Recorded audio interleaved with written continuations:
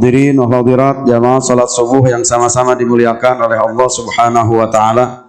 Puji dan syukur kita panjatkan hadirat Allah, di mana alhamdulillah berkat rahmat dan karunia dari Allah Subhanahu wa taala sampai hari ini kita masih diberikan nikmat sehat oleh Allah Subhanahu wa taala, di samping nikmat berupa usia yang panjang tentunya, di mana alhamdulillah berkat nikmat inilah kita bisa melaksanakan ibadah puasa di bulan suci Ramadan ini, ya, dengan harapan mudah-mudahan seluruh amal ibadah kita di hari-hari yang sudah kita lewati diterima oleh Allah Subhanahu wa taala, dan untuk hari-hari yang masih tersisa mudah-mudahan Allah senantiasa memberikan keistiqomahan, memberikan taufiknya kepada kita sehingga kita mudah dan ringan untuk memaksimalkan dan mengoptimalkan ketaatan kita kepada Allah Subhanahu wa taala.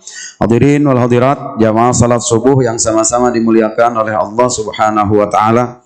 Pada hari ini kita masuk di hari ke-20 ya dari bulan suci Ramadan di tahun ini. Berarti nanti malam kita akan memulai itikaf di 10 hari terakhir dari bulan suci Ramadan. Oleh karenanya pada kesempatan kali ini kita akan mencoba untuk memahami kembali tentang fikih itikaf atau permasalahan yang ada kaitannya dengan itikaf, ya. Mudah-mudahan ini akan menjadi bekal dan motivasi bagi kita untuk senantiasa memaksimalkan diri di 10 hari terakhir dalam meningkatkan kualitas dan kuantitas ibadah kita kepada Allah Subhanahu wa taala, di antaranya melalui itikaf. Hadirin wal hadirat jamaah salat subuh yang sama-sama dimuliakan oleh Allah Subhanahu wa taala. Para fuqaha membahas tentang itikaf, tentunya mereka memulainya dan mengawalinya dengan hakikat dari itikaf atau makna itikaf itu sendiri. Banyak para ulama menjelaskan tentang makna itikaf itu, akan tetapi dari makna-makna yang ada yang disampaikan oleh para ulama, para fuqaha tentang itikaf, maka semua makna atau definisi atau ta'rif yang disampaikan oleh mereka, ta'rif-ta'rif tersebut mengerucut, kalau disimpulkan gitu dari ta'rif-ta'rif tersebut, maka hakikat daripada itikaf itu dalam kitab Sahihu Fiqh Sunnah dijelaskan adalah luzumul masjid biniyati ibadatillah.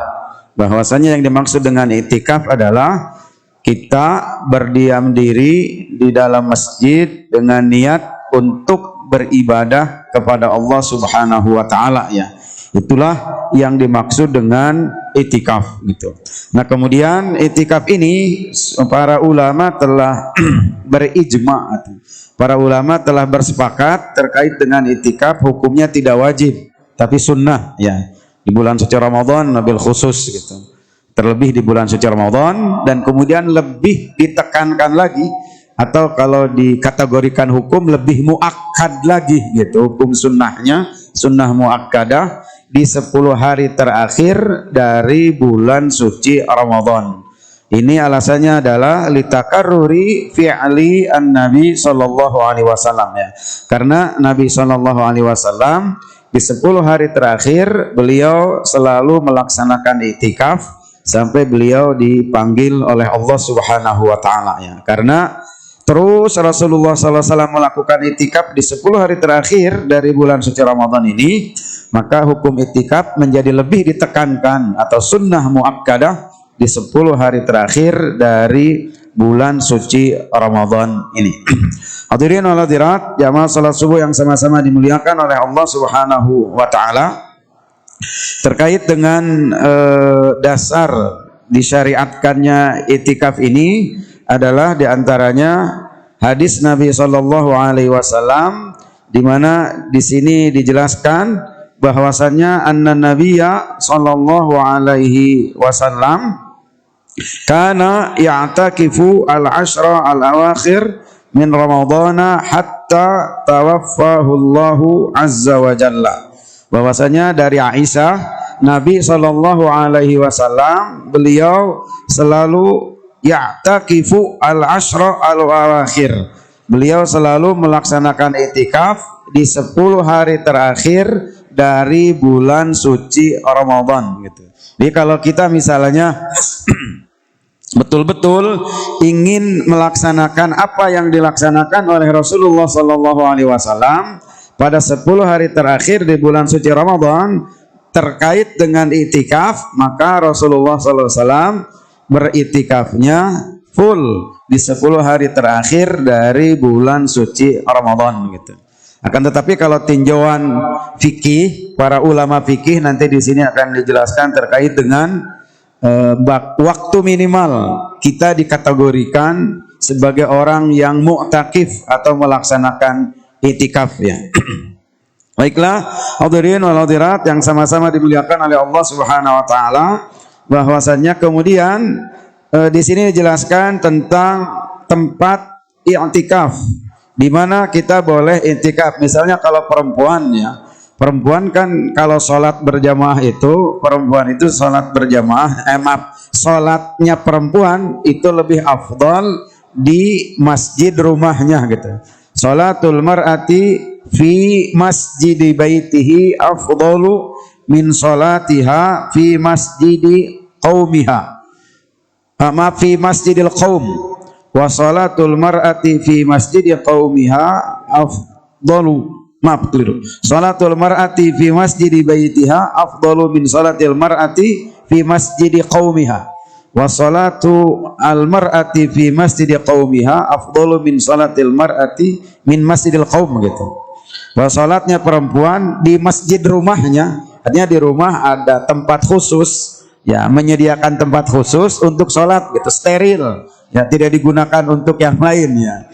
Atau mungkin disebut istilah lain apa, mihrab gitu ya, tempat khusus untuk sholat tuh ya, tempat diganggu gitu. Nah itu lebih afdal bagi perempuan sholat di situ daripada di masjid kaumnya. Kalaupun misalnya ada masjid khusus untuk perempuan, ya tidak digabung dengan kaum pria misalnya, dan sholatnya perempuan di masjid kaumnya khusus untuk perempuan, itu lebih afdal yang dibanding dengan sholat di masjid kaum secara umum, di mana di situ ada laki-laki, ada perempuan. Akan tetapi bukan berarti tidak boleh bagi perempuan untuk ikut berjamaah di masjid kaum secara umum ya, karena kata Nabi, jangan kalian melarang kaum Hawa untuk ikut sholat berjamaah di masjid kaum gitu ya. Nah terkait dengan itikaf ini, walaupun memang perempuan itu lebih afdal sholatnya itu di masjid rumahnya, akan tetapi kalau dalam bab itikaf itu tidak seperti itu. Baik laki-laki atau perempuan, maka itikafnya itu lebih afdal di masjid ya, lebih afdal di masjid. Nah ini berdasarkan firman Allah, bahwasanya kata Allah, la tubashiruhunna wa antum akifuna fil masajid gitu. Janganlah kalian mendekati atau mencampuri istri kalian sementara kalian sedang beriktikaf di masjid gitu. Nah maka berdasarkan kepada ayat ini, iktikaf itu tidak sah dilaksanakan kecuali di dalam masjid iktikafnya. Kemudian pertanyaannya adalah, apakah masjidnya harus masjid jami gitu, masjid jami ya. Maka di sini dijelaskan bahwa qad dhahabal jumhur ila annahu la yushra'u, ila annahu yushra'u litikaf fi kulli masjidin, bahwasanya jumhur ulama berpendapat bahwa itikaf disyariatkan fi kulli masjid, di setiap masjid saja gitu. Al-ikhtilafi bainihim fi istirati kaunihi jami'an. Nah kemudian mereka berbeda pendapat terkait dengan masjid yang digunakan untuk itikaf itu, apakah harus masjid jami atau tidak mesti masjid jami. Kemudian kalaupun masjid jami, nanti muncul lagi pertanyaan, kategori masjid jami itu apa? Apakah kategori masjid jami itu masjid yang biasa digunakan untuk sholat berjamaah, ataukah masjid yang biasa digunakan untuk sholat Jum'ah? Kalau masjid jami yang dimaksud adalah misalnya setiap masjid yang penting biasa dilaksanakan untuk sholat berjamaah, misalnya boleh itikaf di situ, ya mungkin itu akan sangat banyak ya gitu dalam hal ini. Akan tetapi ketika misalnya dalam hal ini masjid jami yang dimaksud adalah masjid yang biasa dilaksanakan di situ sholat Jum'ah. Mungkin tidak setiap masjid yang biasa dipakai sholat berjamaah, kemudian di situ dilaksanakan juga sholat Jum'ah. Nah, terkait dengan hal ini ada yang membahasnya bahwa kalau itikafnya perempuan, maka bagi perempuan boleh beritikaf di masjid yang penting biasa dilaksanakan sholat berjamaah, walaupun tidak biasa dilaksanakan sholat Jum'ah, karena perempuan tidak wajib sholat Jumat, alasannya begitu.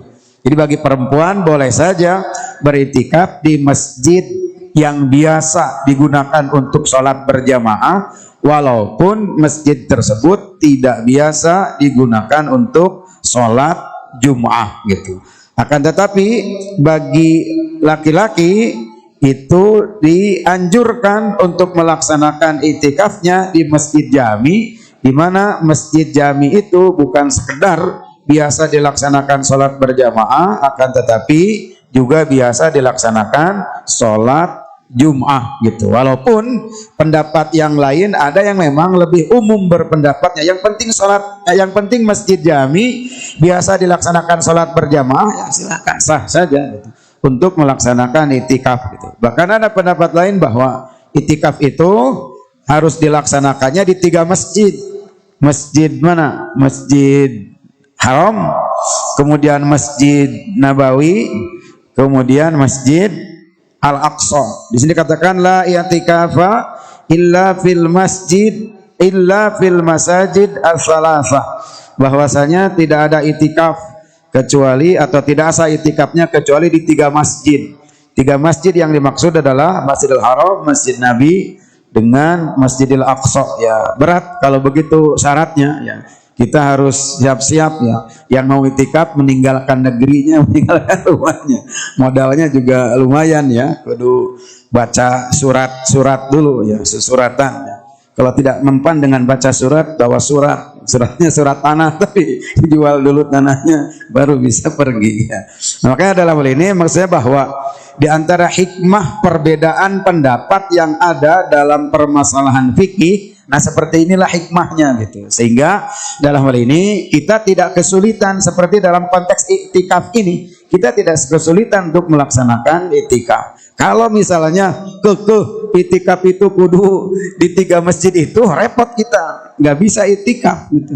Maka dengan adanya perbedaan pendapat di kalangan para fuqaha, salah satu hikmahnya adalah kita tidak kesulitan ya untuk melaksanakan ibadah yang dianjurkan oleh Allah Subhanahu wa taala ataupun juga Rasulullah sallallahu alaihi wasallam, termasuk dalam masalah itikaf ini ya. Jadi memang itikaf itu dianjurkan, para ulama mengatakan itikaf sepakat harus di masjid. Kemudian mereka dalam hal ini berbeda pendapat di masjid jami atau boleh juga walaupun bukan masjid jami, sehingga muncullah pendapat-pendapat yang tadi. Yang penting masjid itu biasa dilaksanakan sholat berjamaah, sah saja, walaupun tidak biasa dilaksanakan sholat Jumat misalnya. Ini terkait dengan tempat di mana kita melaksanakan itikaf di situ gitu. Nah, kemudian berikutnya adalah kalau misalnya perempuan mau itikaf, maka di sini dijelaskan bahwa perempuan melaksanakan itikaf harus memenuhi 2 syarat ya. Harus memenuhi 2 syarat. 2 syarat tersebut untuk perempuan yang mau beritikaf adalah yang pertama iznu zaujiha. Perempuan harus izin pada suaminya. Harus minta izin terlebih dahulu bahwa istrinya mau melaksanakan itikaf misalnya. Nah, ini dikatakan bahwa Aisyah annaha ista'dzanat an-nabiyya sallallahu alaihi wasallam wa kadzalika Hafsah wa kadzalika Zainab li ajli al-i'tikaf. Ini sudah dicontohkan oleh Aisyah, juga Hafsah, juga Zainab, mereka meminta izin kepada Rasulullah sallallahu alaihi wasallam untuk beriktikaf di masjid. Kenapa minta izin? Karena alasannya li'annaha la takhruju min baitiha illa bi'idnihi. Karena etika seorang istri tidak keluar dari rumah kecuali ia meminta izin terlebih dahulu kepada suaminya. Nah, terkadang ini yang agak agak kurang dipraktekkan oleh sebagian mungkin. Maksudnya pertanyaannya begini, dalam konteks meminta izin ya. Misalnya seorang istri nge-WA, misalnya Pak atau apalah panggilannya. Aku sedang di sini nih, gitu. Itu minta izin atau pemberitahuan? Kalau saya pahami itu mah pemberitahuan, bukan minta izin gitu. Aku sedang di jalan nih mau ke sini, ya itu pemberitahuan, bukan minta izin. Kalau minta izin mah harus nunggu dulu. Kalau diizinkan berangkat, kalau tidak diizinkan ya tidak gitu. Bedanya mungkin ya. Nah maka ini untuk itikaf, untuk ibadah ya itikaf, apalagi yang lain tentunya gitu. Baik. Ya, jadi kalau mau itikaf maka harus minta izin terlebih dahulu pada suaminya. Kemudian terkait dengan hal ini, di sini dimunculkan bagaimana kalau misalnya sudah diizinkan oleh suaminya untuk beritikaf di masjid.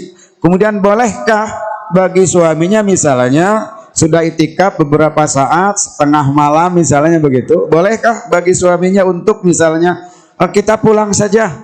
Misal ke istrinya, ya, dalam tidak lanjut sampai subuh misalnya, atau tidak lanjut sampai jam 3 misalnya itikafnya, pulang saja jam 10 misalnya diajak pulang, bolehkah seperti itu? Maka di sini dikatakan bahwasanya idza adzina laha zauj fil itikaf fa lahu ay yukhrijaha anhu. Di sini dikatakan idza kana i'tikafuha tatawuan falahu ay yukhrijuha minhu.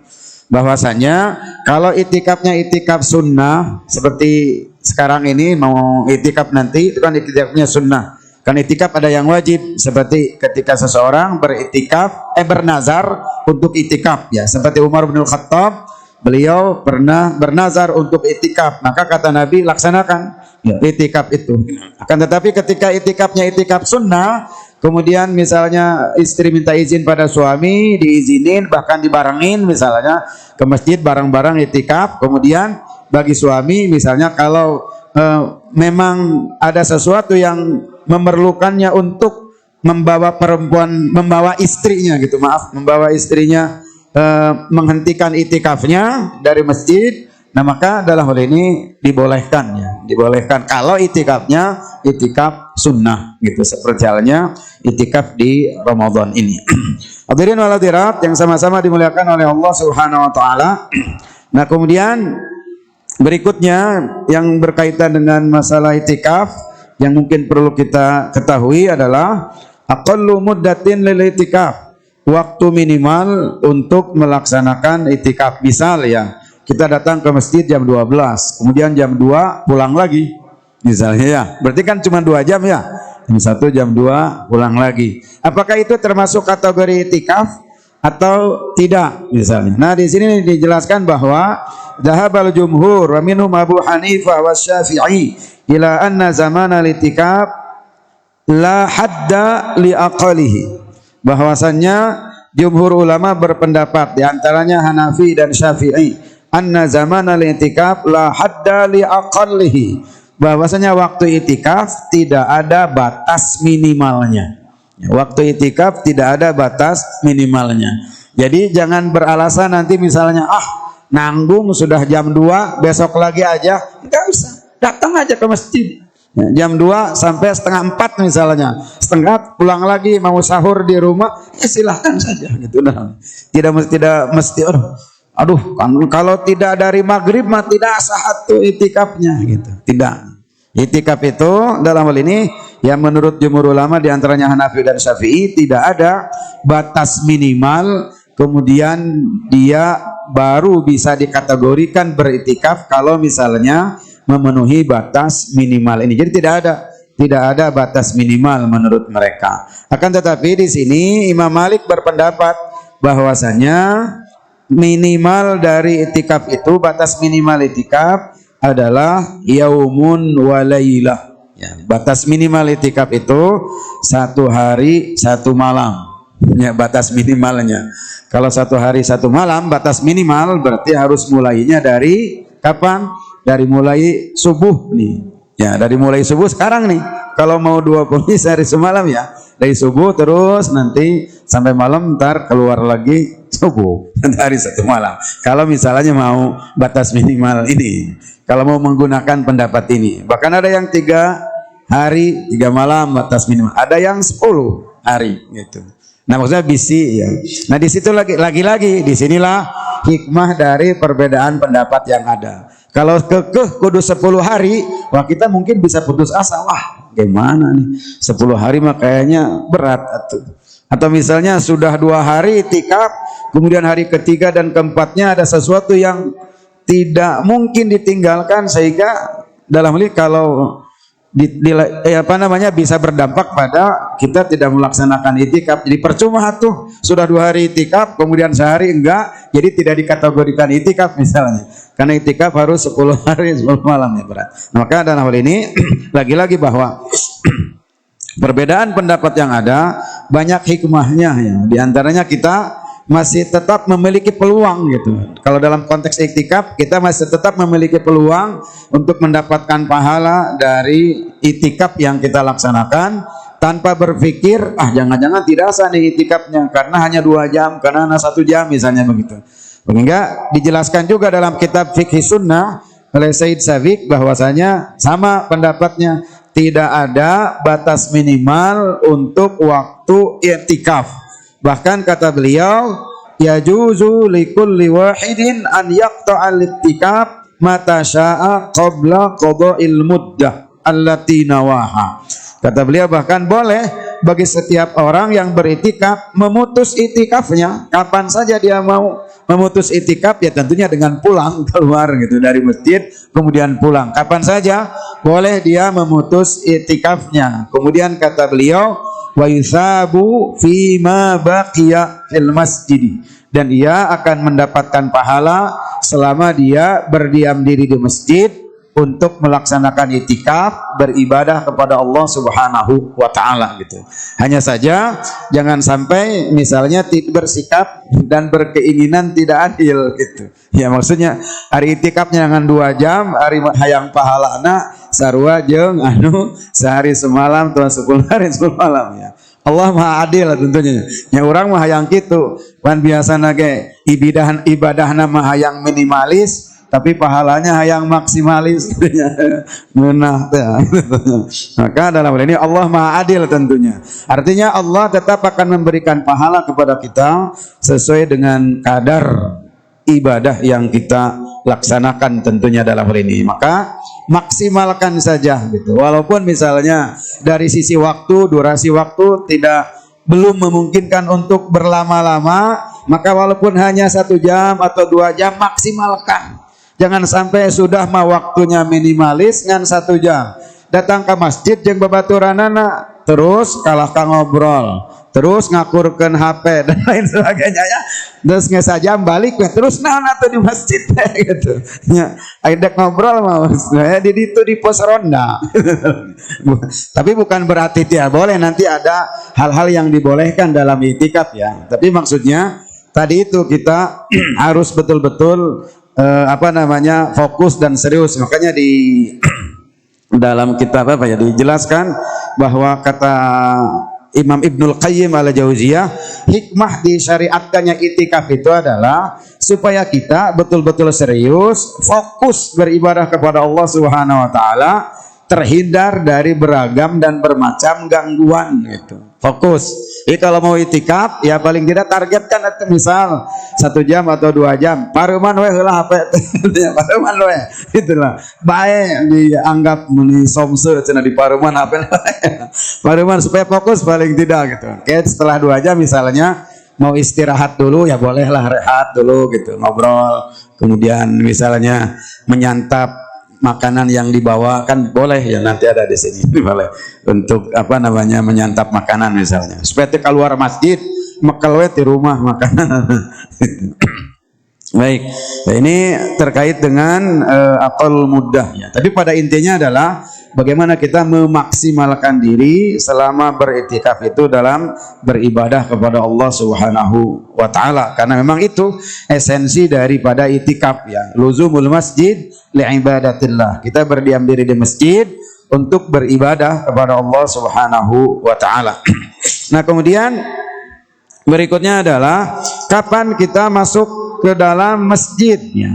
Kemudian kalau misalnya tadi itu bahwa prinsipnya yang penting kita berdiam diri di masjid, kemudian untuk beribadah, ya berarti kita tidak terikat dengan kapan masuk kemudian kapan keluar dari masjid gitu. Hanya saja kalau misalnya kita ingin mengetahui kapan masuk ke dalam masjid untuk beriktikaf, kemudian kapan keluar, nah di sini dijelaskan bahwasannya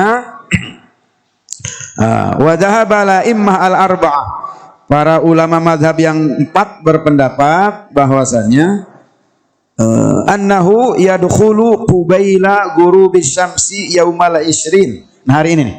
Bahwas ini tentunya kalau yang mau 10 hari. Bahwasannya kita mau itikaf mulai masuk masjid itu sebelum terbenam matahari pada hari ke-20. Sekarang hari ke-20 kan ya, sebelum terbenam matahari jam 5:30 lah gitu misalnya tuh, sambil buka bersama masuk masjid tuh. Kemudian kapan nanti keluarnya? Keluarnya adalah yakhruju ba'da ghurubi syamsi akhir yaumin min Ramadan. Keluarnya adalah nanti setelah terbenam matahari, berarti maghrib, setelah salat maghrib ya, di hari terakhir dari bulan suci Ramadan. Ini bagi yang 10 hari tentunya. Bagi yang mau lengkap 10 hari, memungkinkan lengkap 10 hari, maka kalau memang mengazamkan diri, bismillah gitu, semua perlengkapan disiapkan, untuk lebaran sudah disiapkan sebelumnya sehingga tidak diriweuhkan gitu ya. Persiapan menghadapi lebaran, perlu kue, perlu pakaian, perlu apa, dari awal-awal sudah disiapkan, udah fix gitu. Jadi tidak ada alasan lagi nanti di 10 hari terakhir itu. Semuanya sudah selesai, sudah lengkap semuanya, tinggal salat Id dan mudik kalau mau mudik di Silaturahim misalnya. Berarti 10 hari ini memungkinkan untuk itikaf di masjid, subhanallah kan gitu tuh. Luar biasa.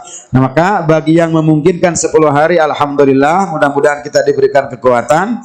Nah, maka ini mulainya dari kubailal maghrib, sebelum maghrib masuk, kemudian nanti keluarnya adalah setelah maghrib, setelah terbenam matahari, setelah maghrib pada hari terakhir dari bulan suci Ramadan. Ini yang 10 hari ya, bagi yang memang memungkinkan 10 hari. Tapi lagi-lagi tadi kalau misalnya tidak memungkinkan, nah maka jangan berpikir nanggung, sudah lewat, sudah hanya tinggal 3 hari lagi misalnya, lah tahun harap deui lah itikafna. Jangan sampai begitu. Tahun depan mah belum tentu kita disampaikan kembali oleh Allah ke Ramadan di tahun depan gitu. Nah makanya kalau kata para ulama itu, bahwa waktu yang kita miliki yang sesungguhnya adalah hari ini kalau hari ya, jam ini kalau jam, minggu ini kalau minggu, ya tahun ini kalau tahun, di bulan Ramadan ini kalau bulan Ramadan.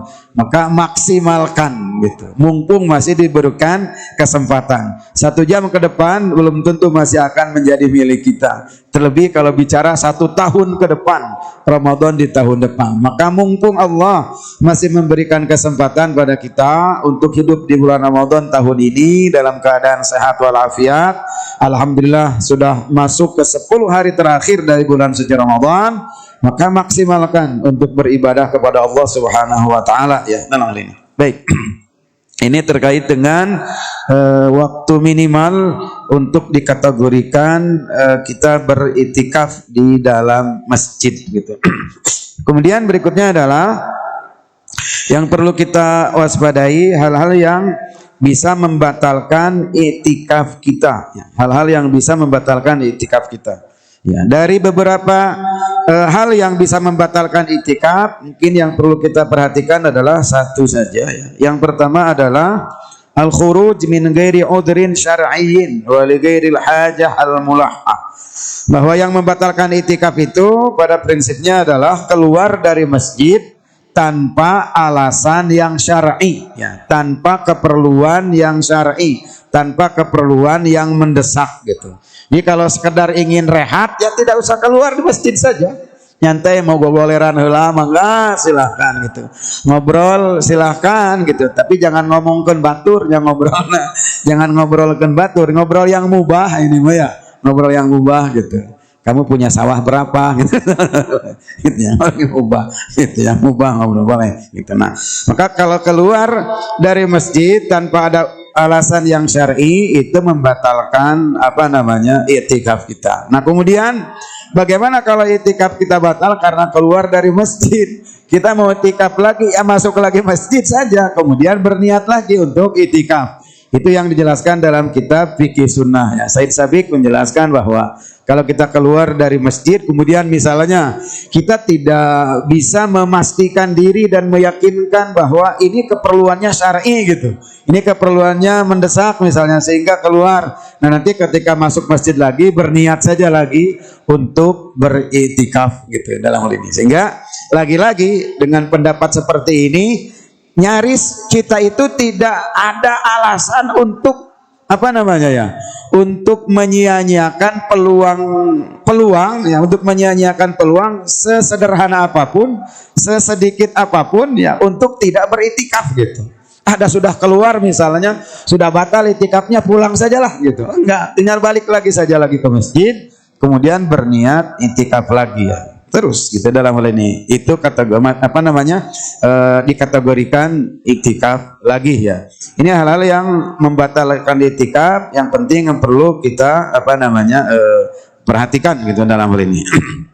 Bahwa akan tetapi kalau misalnya keluarnya untuk hal-hal yang memang penting, mendesak, misalnya lapar kemudian tidak bawa bekal, haus tidak bawa bekal minum, ya itu mah tidak membatalkan gitu. Hanya dianjurkan tidak berlama-lama ya keluarnya gitu. Keperluannya beli nasi goreng misalnya, padahal setengah jam juga sambil nunggu goreng selesai, tapi malah ngider dulu gitu, 2 jam baru dapat nasi gorengnya misalnya. Maka dalam hal ini bahwasannya kemudian perlu ke toilet, ya itu mah tidak membatalkan gitu dalam hal ini. Jadi yang membatalkan itu keluar masjid tanpa ada sesuatu yang urgent yang mengharuskannya keluar dari masjid, yaitu hal yang membatalkan iktikaf kita dari masjid. Nah, ini yang terakhir berkaitan dengan hal-hal yang dibolehkan ya atau dimubahkan dalam beriktikaf. Yang pertama adalah al-khuruj lil hajah allati la budda minha. Yang pertama keluar dari masjid karena kepentingan yang mendesak ya, yang tidak boleh tidak, kita harus mendapatkannya, dan untuk mendapatkannya harus keluar masjid, yaitu dibolehkan. Jadi artinya tidak membatalkan iktikaf. Ketika ke masjid lagi tidak mesti berniat iktikaf lagi, tinggal lanjut saja. Kemudian yang kedua adalah istighalul mu'takif bil umur al mubahah. Nah, ini bahwasanya dibolehkan bagi para mu'takif, orang yang beriktikaf di masjid, untuk menyibukkan diri, untuk melakukan gitu ya, untuk melakukan hal-hal yang dibolehkan, mubah sifatnya. Berarti ini di luar ibadah yang kita lakukan. Baca Quran kan ibadah ya. Kemudian misalnya melaksanakan kajian itu bagian dari ibadah, memperbanyak istighfar juga bagian dari ibadah. Kemudian misalnya berdoa, khusus yang pernah ditanyakan oleh Aisyah kepada Rasul, ya Rasul, apa yang kami lakukan saat kami berada di malam-malam Lailatul Qadar? Maka kata Rasul, bacakan doa. Doanya apa? Allahumma innaka afuwun tuhibbul afwa fa'fu anni gitu. Atau yang lainnya, banyak yang bisa kita lakukan dari beragam ibadah saat kita beriktikaf. Tapi sesekali ketika kita misalnya capek gitu ya, agak jenuh, rehat dulu gitu, untuk mengembalikan semangat kita, ngobrol ringan bolehlah sambil ngopi misalnya gitu tuh, itu dibolehkan gitu, asal jangan sampai baca Qur'ana saja ngobrolnya 2 jam ya. Kebanyakan teh rehatnya, sederhana saja. Ini boleh gitu. Artinya ya tidak streng juga gitu dalam hal ini ya. Biasa saja itu boleh gitu dalam hal ini untuk melakukan hal-hal yang sifatnya mubah, tapi ya mubah dibolehkan. Kemudian berikutnya hal yang dibolehkan juga adalah ittikhadul khaymah di muakhiril masjid ya, di pojok masjid atau di tepi masjid misalnya. Ingin membuat tenda lah supaya resep misalnya gitu, ya boleh saja gitu. Nah, Rasul pun pernah menyuruh para istrinya untuk membuatkan beliau tenda gitu, boleh saja gitu ya. Kalau di ya, itu supaya resep asa kemah gitu. Tapi ulah basang tenda atau apa namanya kemah, tapi supaya nyumput tekanyawan kubatur buat kemah mawa bantal misalnya ya. Kemudian ban kieu teh ya spring bed eta manyaan itikafna beneran persiapanana sing horeng asup terus bismika walah. Tapi bukan berarti tidak boleh ya, bukan berarti tidak boleh istirahat tidur misalnya, boleh-boleh saja gitu. Tapi hari mulai datang ke masjid sampai balik dari ke imah bismika mah kumaha tuh. Rugu. Mendingan di rumah. Ya, kemudian juga nah itu dibolehkan. Kemudian juga bagi perempuan yang istihadhah ya. Bagi perempuan yang istihadhah dibolehkan untuk apa namanya melaksanakan itikaf di masjid. Tapi dengan tentunya dengan catatan tertentu lah yang berkaitan dengan istihadhah, darah istihadhahnya ini. Nah ini ada hadis dari Aisyah bahwasanya kata Aisyah, itakafat ma'a Rasulillah sallallahu alaihi wasallam imra'atun mustahadhatun min azwajihi fakana tara al-khumra was-safra farubbama wada'na at-tis tahtaha wa hiya tusalli gitu. Kata Aisyah bahwasannya istri-istri Rasulullah sallallahu alaihi wasallam ikut beritikaf kemudian dalam keadaan istihadhah begitu. Nah, maka ini menunjukkan bahwa bagi perempuan yang dalam kondisi istihadhah, nah maka dibolehkan bagi perempuan tersebut untuk melaksanakan itikaf ya, kecuali haid gitu dalam hal ini. Karena haid ya salah satu larangannya adalah tidak boleh berdiam diri di dalam masjid gitu. Tapi untuk istihadhah, perempuan yang istihadhah ini dibolehkan untuk beritikaf di masjid. Jadi kalau kaum hawa dalam keadaan istihadhah kemudian mau itikaf maka dibolehkan ya, mangga. Kemudian hal berikutnya terkait dengan adabnya barangkali etika beritikaf. Nah di sini dijelaskan bahwa yustahabbu lil mu'taqib an yushghila nafsahu bi ta'atillah. Nah, ini etika utamanya gitu. Bahwa bagi orang yang beritikaf maka disunnahkan, dianjurkan, ditekankan untuk menyibukkan diri dengan beragam dan bermacam ketaatan kepada Allah Subhanahu wa taala. Ini etika utamanya gitu. Nah, maka ketika dari rumah datang ke masjid untuk beritikaf, maka azamnya dikuatkan dulu bahwa datang ke masjid itu bukan pindah tempat, akan tetapi ke masjid itu untuk beritikaf, di mana itikaf itu catatan utamanya adalah berdiam diri di masjid untuk beribadah. Itu catatan utama yang harus digarisbawahi oleh kita terkait dengan beritikaf di masjid. Kita berdiam diri di masjid, berniat itikaf, aktivitas yang kita lakukan adalah beribadah gitu. Jadi bukan pindah tempat, beribadah di dalam masjid ini. Ya. Salat, baca Quran, zikir, istighfar, berdoa dan lain sebagainya. Bangga perbanyak ibadah pada Allah Subhanahu wa taala. Kajian misalnya. Kemudian di sini jelaskan bahwa wa yukrahu an yushghila nafsahu bima la yufid minal aqwal wal af'al. Kemudian dimakruhkan untuk melakukan hal-hal yang tidak berfaedah, baik perbuatan ataupun juga berupa perkataan. Jadi ini apa namanya? Penekanannya atau intinya adalah bagaimana kita senantiasa memiliki semangat yang tinggi, azam yang kuat untuk memaksimalkan diri kita saat berada di dalam masjid beritikaf, bentuk beribadah kepada Allah Subhanahu wa taala ya. Jadi wayahna dipuasakan we dulu dari hal-hal yang memang tidak bermanfaat, paling tidak saat kita berada di dalam masjid untuk beritikaf gitu dalam hal ini. Ini barangkali beberapa hal yang berkaitan dengan apa namanya itikaf. Satu lagi mungkin terkait dengan malam Lailatul Qadarnya ya. Kan malam Lailatul Qadar itu satu malam ya. Ini kan sedunia nih gitu. Mungkin di negara lain mah pas di kita malam sedang siang ya kan begitu. Nah, bagaimana tuh? Ketika misal turun di kita, nanti di negara itu turun enggak gitu. Nah, maka para ulama menjelaskannya bahwa malam Lailatul Qadar yang satu malam itu adalah tergantung negaranya masing-masing. Artinya tetap ada gitu Lailatul Qadar itu. Ini tidak berarti oh da Lailatul Qadar ge turunnya di ditu di Amerika nih. Urang mah teu kabagian henteu gitu. Tetap dalam hal ini hanya saja tergantung nanti misalnya tanggal 1 Ramadannya di negara mana tanggal berapa kan tentunya beda tanggal 27-nya juga gitu. Nah, maka dalam hal ini tergantung matlaknya gitu, tempat melihat hilal Ramadannya. Sehingga dalam hal ini berbeda tentunya saat-saat turun Lailatul Qadarnya itu.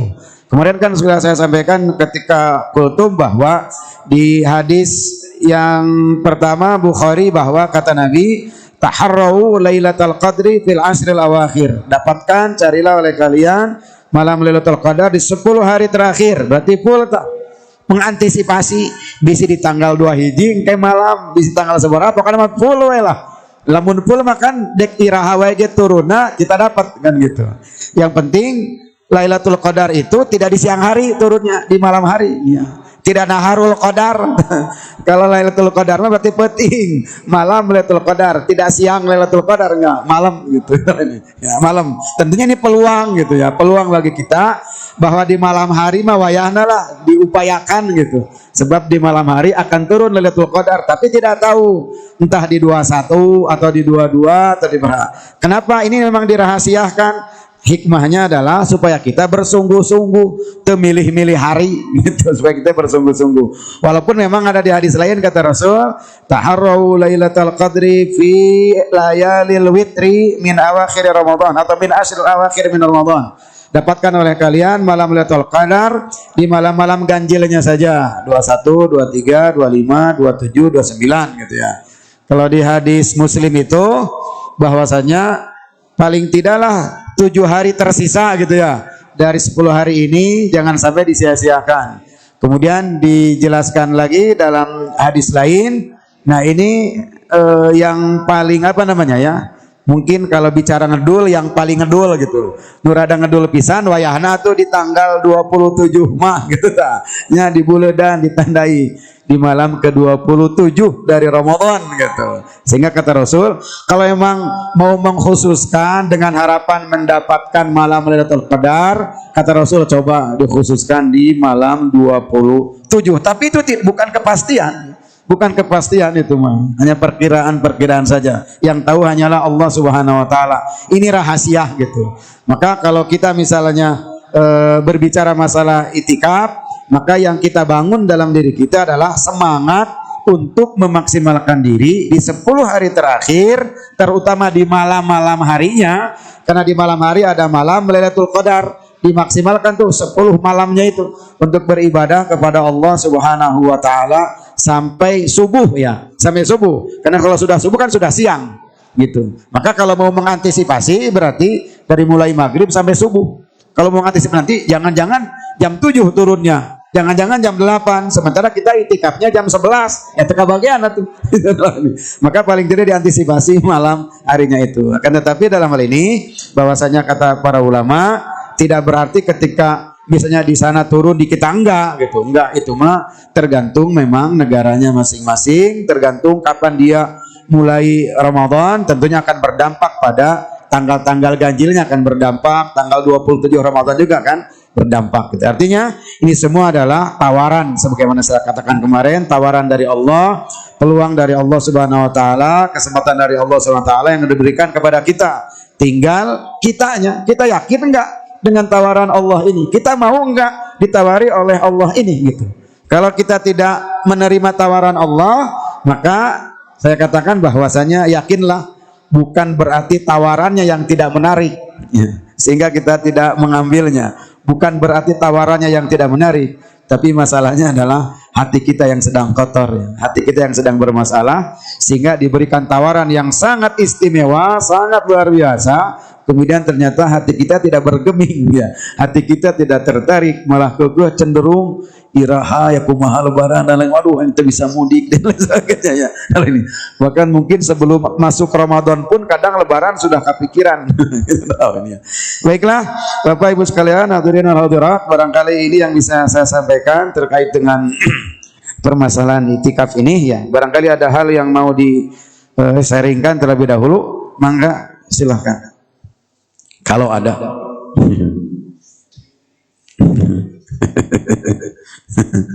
Kalau ada cekak, oh, emang enggak? Nah.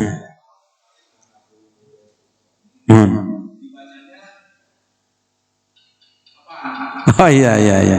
Baik. Ya baik. Di doa itu tidak dijelaskan waktunya kapan dibacanya, berapa lama kan begitu. Nah maka ketika apa namanya ada perintah di mana misalnya waktunya tidak dijelaskan, berapa lamanya, kapannya begitu. Nah maka para ulama menjelaskannya adalah kalau ini kaitannya dengan itikaf ya, doa itikaf, maka selama kita itikaf sesering mungkin, sebanyak mungkin gitu. Itu apa namanya penjelasan ketika kita diperintahkan untuk membaca sesuatu, melakukan sesuatu, kemudian tidak dijelaskan berapa kali misalnya kalinya, seperti baca Al-Quran lah gitu ya. Kita diperintahkan membaca Al-Quran, berapa juz seharinya kita, berapa lembar, kalau lembar berapa ayat, kalau ayat, walaupun misalnya ada penjelasan di mana dalam hal ini bahwa di satu hadis kalau baca Quran kan misalnya bacalah kata Nabi, Iqra al-Quran fi syahri, selesaikan Al-Quran, khotamkan Al-Quran dalam 1 bulan, berarti sehari 1 juz kan begitu. Ada di hadis lain Rasul pernah ditanya, kata Rasul 40 setelah 40 hari khotamkan Al-Quran, berarti kurang dari 1 juz 1 harinya gitu. Nah bagaimana kalau misalnya dalam hal ini ya tidak bisa 1 juz nyampe, misalnya setengah juz kita nyampe, bahkan misalnya salembar gente baca Quran maka ya paling tidak tuh jangan sampai 1 kali 24 jam teh blank gitu, blank gue tuh baca Quran atau ya Allah naon gawe teh sampai saputing baca Quran jangan gitulah kira-kira meni sibuk luar biasa gitu. Nah termasuk juga dengan baca doa barusan tidak dijelaskan berapa banyak, dari jam berapa sampai jam berapa.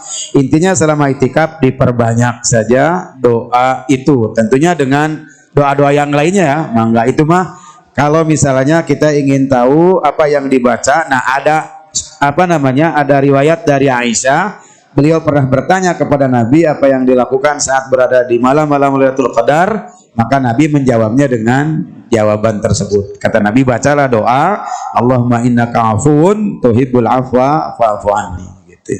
Wallahu a'lam bishawab. Barangkali ada yang lain atau cekap?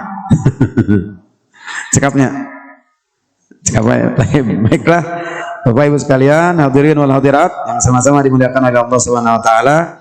Ini saja barangkali yang bisa saya sampaikan dalam kesempatan kali ini. Sekali lagi ya, mari kita sama-sama mengazamkan ya, berniat kuat untuk memaksimalkan 10 hari terakhir dari bulan suci Ramadan ini. Ya, ingat bahwa ini adalah hari ke-20 dari bulan suci Ramadan.